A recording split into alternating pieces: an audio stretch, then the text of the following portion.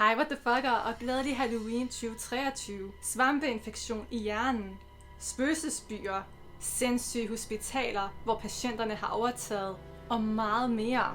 De fleste af os elsker gyserspil. I modsætning til film, så er man hovedpersonen selv, og man kan opleve de spændende historier og de uhyggelige omgivelser helt tæt på, og der er en konstant følelse af fare, der lurer i mørket. Men har du nogensinde tænkt over, hvor de her skræmmende fortællinger kommer fra? Er de blot fiktion, eller kunne de være baseret på nogle rigtige hændelser?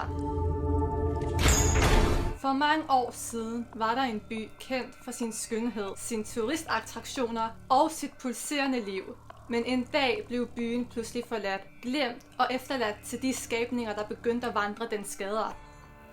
En mand, plaget af sin fortid, ankommer så til den her by på en kold, tåget dag. Hans bil bryder sammen ved byens indgang, og han står alene